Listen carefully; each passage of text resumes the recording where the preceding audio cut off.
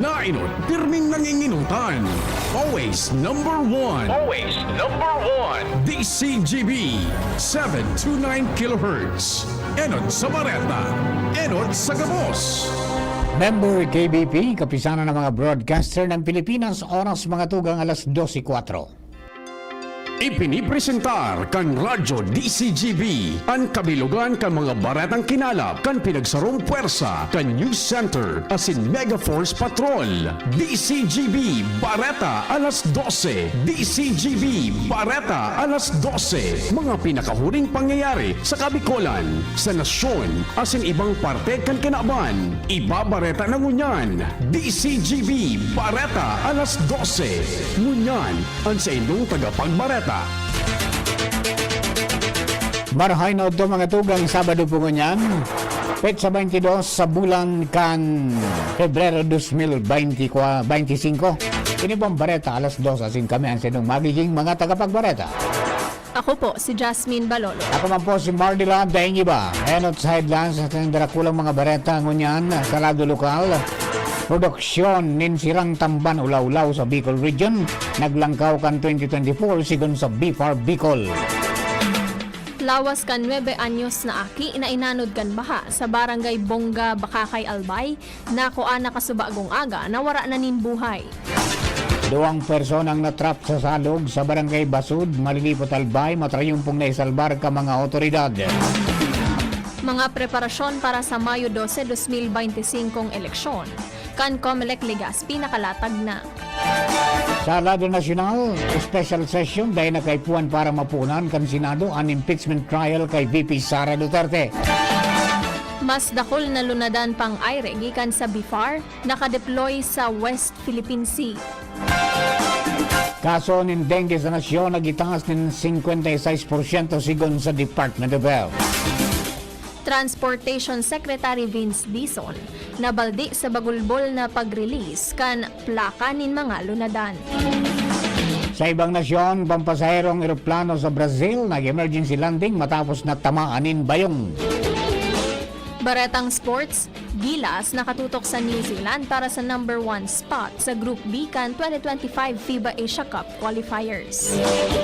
Yan ang headlines ngayon sa detalles ka mga bareta enot sa lado lokal. Ang baretang ini hatod sa Indukan. Artisan Joint Supplement. Bumabagal ang galaw dahil sa joint pain at arthritis. Mag-Artisan.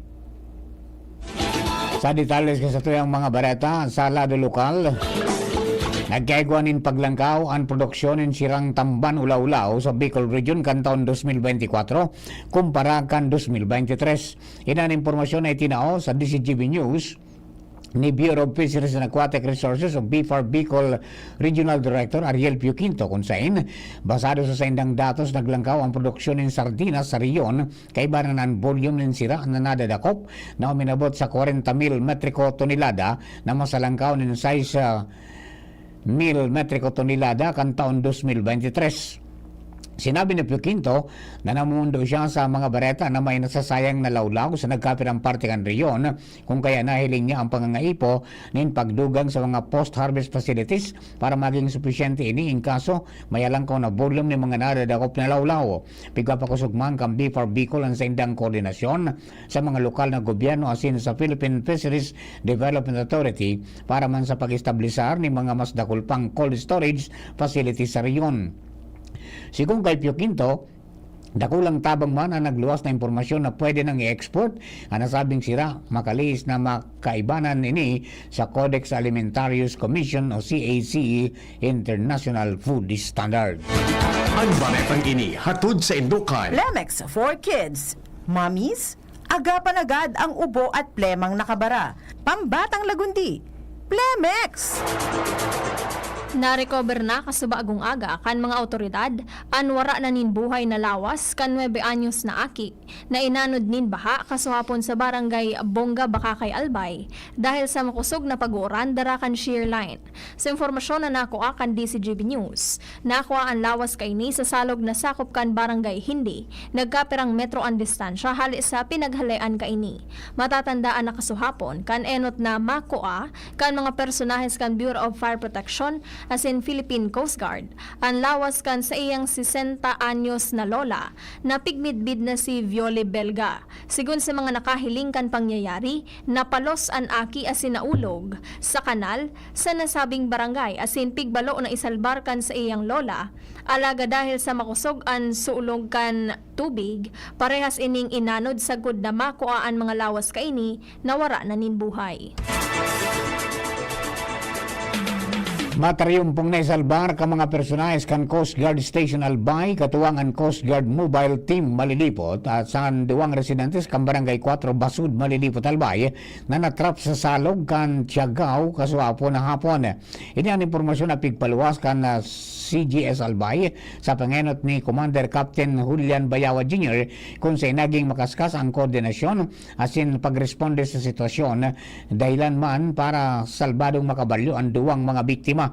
Sinabi ni Bayawa na mataryumpong operasyon na ini patunay kan dedikasyon asin kahandaan nila sa pagsimbag sa anuman na pangyayari asin pangangaipukan komunidad. Nailatag na kan Commission on Election Legazpi ang mga preparasyon para sa papaharaning eleksyon sa Mayo 12. Ini ang pahayag ni COMELEC Legazpi Election Officer Attorney Connie Del Castillo sa DCGP News kung saan pigahalat na sa naninda ang formal na pag-abot kan mga balota as in vote counting machine na gagamiton sa pirilian. Sinabi ni Attorney Del Castillo na maigot ang sa indang koordinasyon sa mga kapulisan sa syudad magin sa iba pa mga law enforcement unit para masiguro ang matrangkilo asin onestong pirilian sa Mayo. Pinasalamatan ni Kapitan Karen Canon Valdez ang inisyatibo kang Commission on Elections o COMELEC Bicol asin ang pagtugot kan manamiento kan Ayala Mall sa Legazpi para gamiton ang sendang lugar para sa voting center kan sa iyang mga residente sa maabot ng Mayo 12 na pirilian. Sinabi ni Kapitan Canon Valdez na sa iyang barangay ang saro sa maswerteng barangay halos sa 70 barangay sa syudad na magkakaigonin mall voting sa pagsasabing dain na magsusurusuan ang mga botante sa Bitano Elementary School. Dugang pa kaini na bako namang problema ang pamasahe dahil sa walking distance na sanaan mall sa sendang lugar. Magiging komportable pa ang pagboto dahil sa air condition and voting area asin may mga naka-standby generator in kaso magkaigwa nin power interruption. Kontrolado ngunyan ang distribusyon kan Legazpi City Health Office nin Duksay Clean sa mga Legazpenyo. Ini anak ko ang informasyon kan DCGB News kay Dr. Francis Gerald Gomez kung sa iyang ipinaliwanag na ang mga naghehelang nin leptospirosis ang kaipuhan ninda na ipairarom sa monitoring asin assessment bago tauwanin bulong. Sinabi ni Gomez na prioridad ninda na matawan ka nasabing bulong ang mga nasa moderate sa good high risk na kondisyon sa pagsasabing kaipuhan na may nakatagama na bulong para digdi.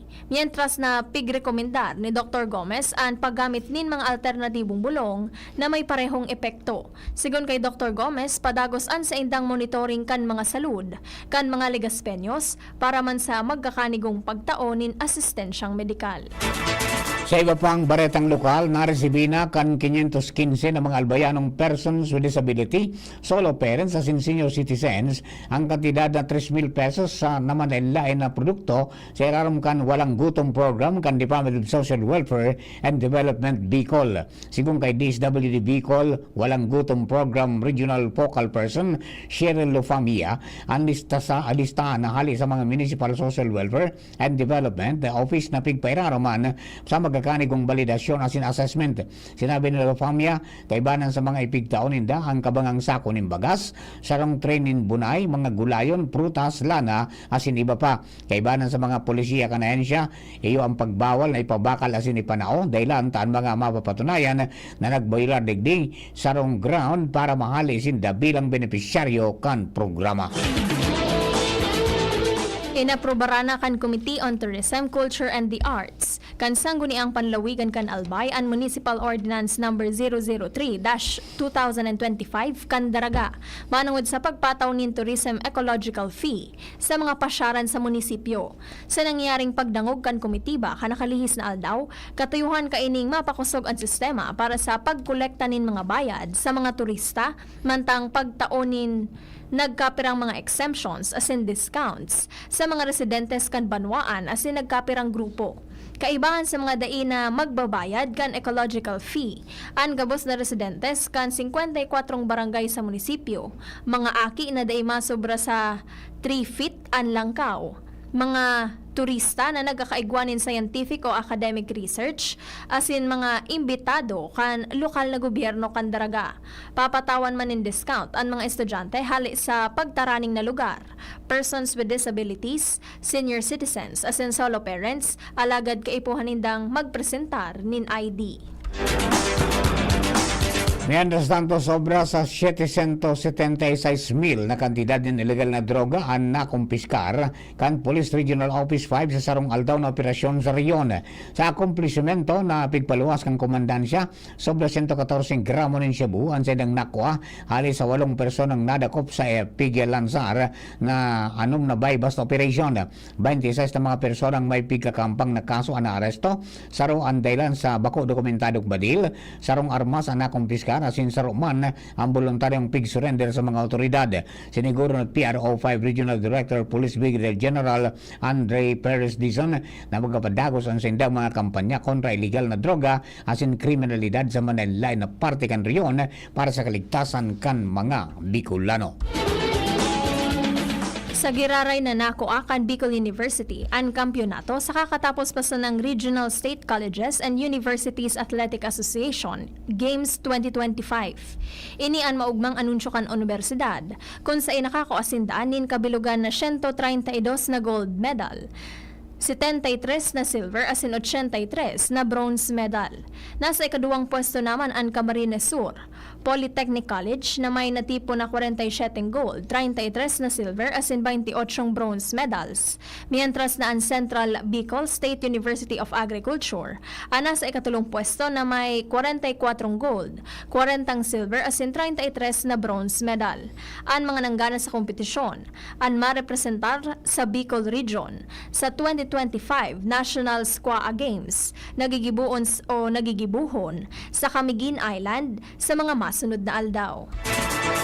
Oras na ito alas 12:16. Primerong parte po yan sa tuyang mga bareta alas 12. Bareta sa lado lokal. Ang bareta sa lado nasyonal, ibang nasyon sports sa sinibapa, makalis lamang bukin. Ubo ng anak? Nakababahala? Baka plema. Para dyan, Plemex for Kids ang pambato ko. Ang Plemex for Kids ay gawa sa lagundi. Tinutunaw at pinalalabas ang plema. Ginhawa para sa bata, peace of mind para kay mommy. Camille Pratsiambao po, nagfi-flex for Plemex.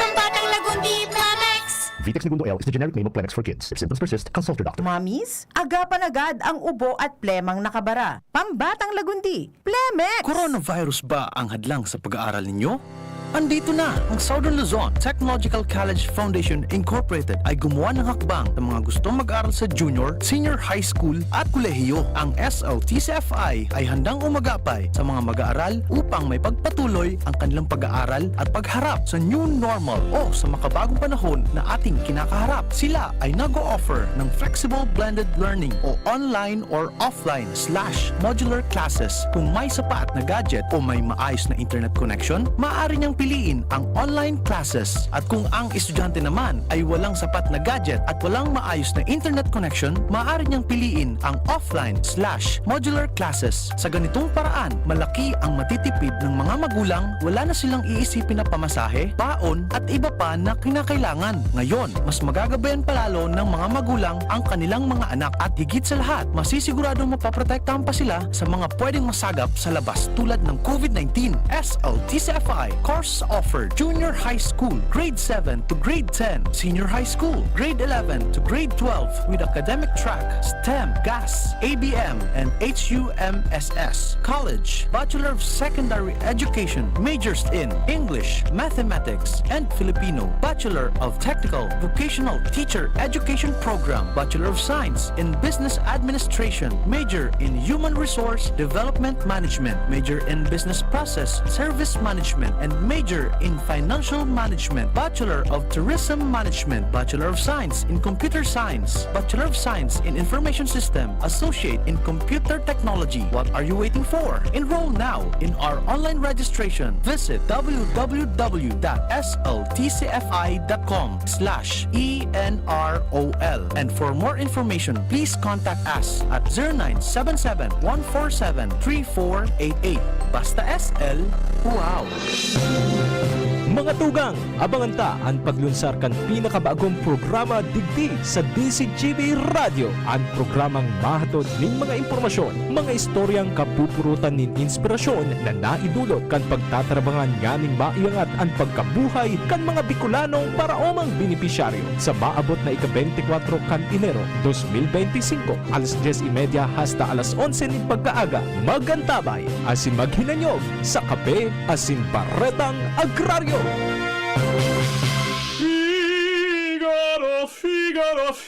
Birit na sana kaso parang may gumagasgas. Ganyan ang ubong may plemang mahirap ilabas. Mag-Plemex Forte Syrup. Gawa sa natural na lagundi. Tinutunaw ang plema. Pinipigil ang ubo. Ramdam ang hagod ng ginhawa. Sing your heart out. Basta lagundi, Plemex. Mabibili ang Plemex Forte Syrup 60 ml at 120 ml sa mga pangunahing butikan nationwide. Vitex Nagundo L is a generic name of Plemex Forte. If symptoms persist, consult your doctor.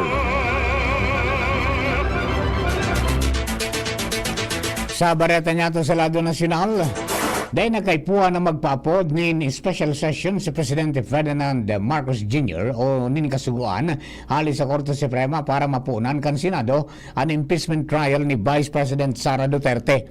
Sigung kay House Assistant Majority Leader Party List Representative Jude Asidre na malinaw man ang direktibang nakapalaman sa konstitusyon na dapat aksyon ng tulos kan Senado ang impeachment case na pigpadara kang Kamara de Representantes. Tinawan man doon ni House Assistant Majority Leader asin ako Bicol Party List Representative Jill Bungalon na bako bukas sa interpretasyon ang probisyon kang konstitusyon na nagsasabing kaipuang punan nindahing pagkatraso ang impeachment trial. Paliwanag ni Bungalon na pwedeng mag-convene ang Senado bilang impeachment court maski nakareses ang Kongreso kung magkasundo ang mga miyembros kini. Mas dakol na lunadan pang aire hali sa Bureau of Fisheries and Aquatic Resources o BIFAR ang nakadeploy sa West Philippine Sea sigon sa Philippine Coast Guard o PCG. Sinabi ni PCG spokesperson for the West Philippine Sea Commodore J. Tariela na sarong Maritime Domain Awareness o MDA flight man ang ginibo sa Kalayaan Island Group ka nakaaging aldaw. Sigon pa kay Tariela na ang lunadan pang aire kan BIFAR iyoan padagos na pigsisita an illegal na presensya kan mga lunadan pandagat kan China. Kan Martes, inireport kan PCG na ang People's Liberation Army Navy helicopter na may tail number 68 iyoan nagrani sa BIFAR aircraft na maabot sa 3 metro mantang nasa biyahe kan MDA sa ibaba kan Baho de Masinloc. Nagitaas pa ng 56% ang mga kaso ng dengue sa Pilipinas sigon sa Department of Health o DOH. Base sa datos kan ahensya, nagitaas sa kabilugan na 43,732 ang kaso na narehistro poon Enero sagkod Pebrero 15 ngunya na taon. Abisar kan naka-alarmang pagsikad ka numero ni mga pigya tatamaan kan helang. Sinabi kan DOH na mas sababa pa manggirari ang presenting case fatality ratios na 0.38%. Nagbaba ini halis sa 0.42% kanakalis na taon. Katakod kini pinakusugman kanahen siya ang dengue control measures sa asin makusog na nakipagtabangan sa mga lokal na gobyerno para malabanan ang outbreak kan dengue sa kadakla ng mga apektadong riyon susog sa pangapudan ni Presidente Ferdinand Marcos Jr. para sa tulos na aksyon. Sa sarong statement, pinagunambitan kan DOH na nahilingan in halangkaw na kaso ng dengue sa tulong riyon nakatumbas din sobra kabanga kan mga kaso sa bilog na Pilipinas. Iniyo ang Calabarzon na may 9,113 kaso, National Capital Region na may 7,551 kaso, asin Central Luzon na may 7,362 na kaso. Ang 17 lokal na gobyerno sa nasabing mga reyon, iyo ang mga dengue hotspots. Apisar man kang kabilugan na pagitaas kang kaso, nagluluwas sa datos kang DOH na nagbaba ng 5% ang mga bagong kaso sa nakalis dapat na simana. Nagatabang digdi ang mga kampanya sa pagkapaitaas kang karaman kang publiko sa helang pinakusog na paglinig sa kapalibutan asin pagrumpag sa mga istarang kanamok na nagdadara ng helang na dengue. Nabaldi si Transportation Secretary Vince Dizon na dakol pang mga motorista ang nagkakaproblema sa pagkuanin plaka. Sigon kay Dizon, bako magkakanigo na 2025 na pero nakaka-eksperyensya pa man giraray. Nin problema na araw kaini lalo na ta available na ang mga modernong teknolohiya kaya wala ng rason kung nata da ipa maitao kan gobyerno ang plaka kan mga lunadan. Dahilan digdi kakahuronon ni Dizon ang Land Transportation Office o LTO para tutukan ang nasabing issue. Kung kaipuhan ang magdugang nin factory, iyo mismo ang dapat nagibuhon kan ahensya. Tinawan pa nindoon ni Dizon na dapat na ibalik ang bayad kan mga motorista na da ipa man giraray nakakakua kan sa indang plaka. Sa dagdag pang baretang nasyonal, nangapulan sa Presidential Anti-Organized Crime Prevention o PAOK spokesperson Winston Casio sa mga lokal na unit o LGU na dahil magiging balat sibuyas may kinaraman sa pigigibon indang Pogo crackdown sa Pilipinas. Sinabi ni Casio na kinakaipuan indang magkondukta din moto proprio investigation as in din personalan duman. Magaramduman na sinabi ni Pasay City Mayor Imelda Calixto Rubiano na dahil pigkukonsenti ang Pogo sa syudad. Sinabi ini ni Rubiano kasunod kampatanid ni Casio na posibleng magsangat ng mga reklamong kriminal kontra sa LGU na nagtaon ng business permit sa Pogo Hubs na sa indang pigrade sa lugar kan mga nakaging taal daw. Tinawanin doon kan alkalde na dahil inisyong business permit ang Pasay LGU sa rin man na Pogo. Dagdag pa niya na unpigrade na Pogo facilities kan nakaging mga aldaw yun sekretong nag-ooperate sa tago na lokasyon na dahil anuman na business license halis sa LGU. Sinabi pa ni Rubiano na ang payag ni Casio bako makahustisya asin nanraratak sa reputasyon kan city official. Kinarampag ni Senator Sherwin Gatchalian ang mga lokal na gobyerno asin mga otoridad na lapagon asin tulos na arestaron ang mga nasa likod kan paglakop ni love scam. Ang love scam digdi sa Pilipinas na pag-araman apirming nambibiktima nin mga dayuhan sa online dating apps. Katakod kaini masumeter si Gatchalian nin resolusyon para maimbestigaran sa Senado ang bagong modus na Pilipino ang may gibo asin nang bibiktima sa mga dayuhan sa ibang nasyon. Apera sa makasupog na kapwa Pilipino ang responsable na hadid si Gatchalian na nakapagpadagos ini kapag nakapagpadagos ini, posibleng makaapekto ini sa oportunidad sa trabaho kan mga OFW sa ibang nasyon sa mga maabot na aldaw.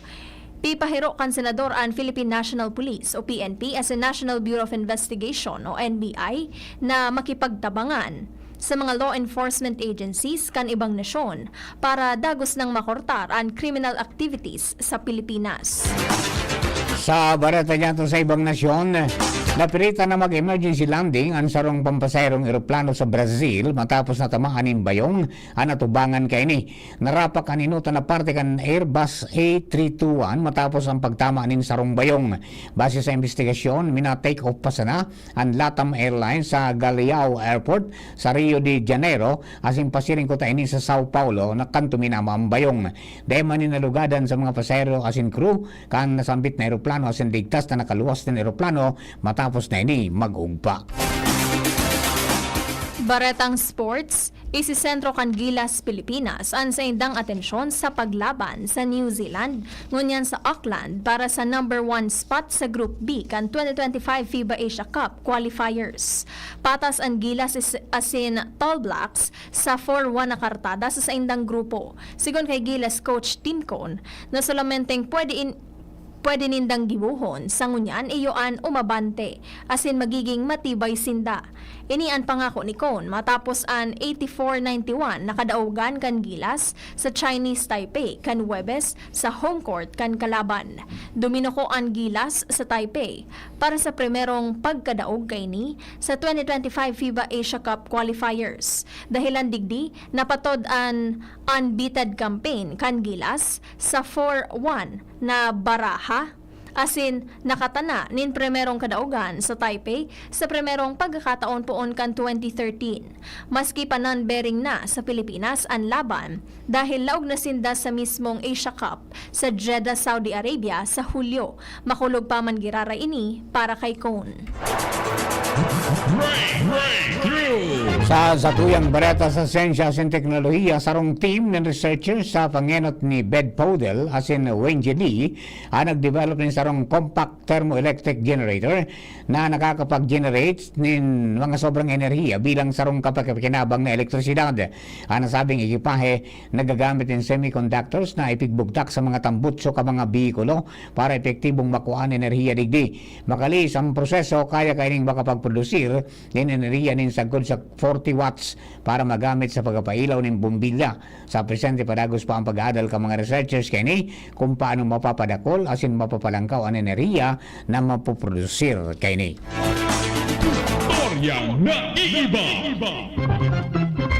Bako jet ski, bako skydiving, asin bako cruise. An birthday wish kan sarong 104 anyos na lola sa New York, kudian mapreso maski sarong aldaw sana. Kumpara sa nakasanayan na handaan, nagpasiring si Loretta sa Livingstone County Jail para personal na mamatayan kung paano maging preso. Mainit siyang pig-welcome ka mga jail officers na nagtao sa iyan in special tour. Ipinahiling sa iyan surveillance system, booking chambers, asin ang laog kan mga selda.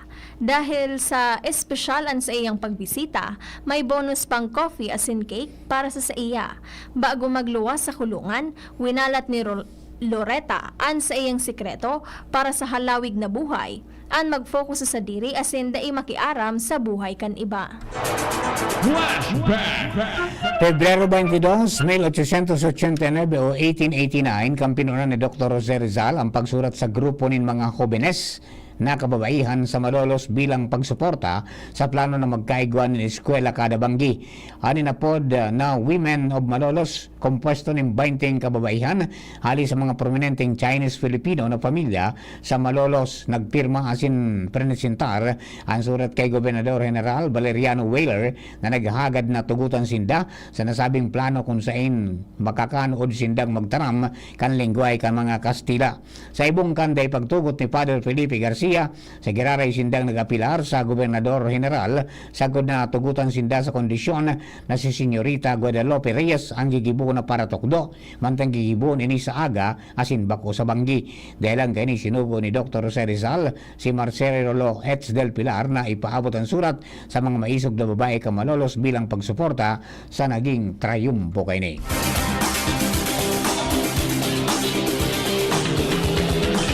Mga tugang inapang kabilugan sa tuyang bareta alas 12. Mga baretang kinalap sa DCGB News Base sa nakalistang 6 oras. Sa pangarang kan mga nakatuwang nato sa pagsurat kan bareta, Angel Mustaza. Nauman sa newsroom sina Jenny Matthew Balaran asin Mary Joy Jaresco. Lado Technical, Kuya Nems Flora. Yaon man sa DCGB Social Media Department si Jerome Nico Martinez ang sa tuyang IT. Sa pangarang kabilang ng tropa kan Mega Force Patrol, hello kay Sir Dennis Calleja 43008 ang kabalikat CBCom Sarong Bangi Base. Siring man sa kabos po nagantabay sa DCGB News Online Facebook page, DCGB YouTube channel asin DCGB Live App asin sa mga nakatune in sa 729 kHz kapitan kan mga radyo. Advance happy wedding anniversary kina Kuya King Reynaldo and wifey. Tomorrow yan, February 23, 31st wedding anniversary. Kuya na yun.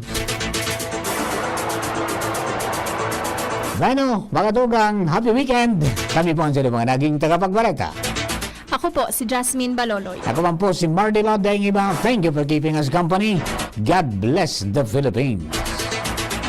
Sa indong nadangog, ang mga dalakulang bareta, ngunyan na aldaw.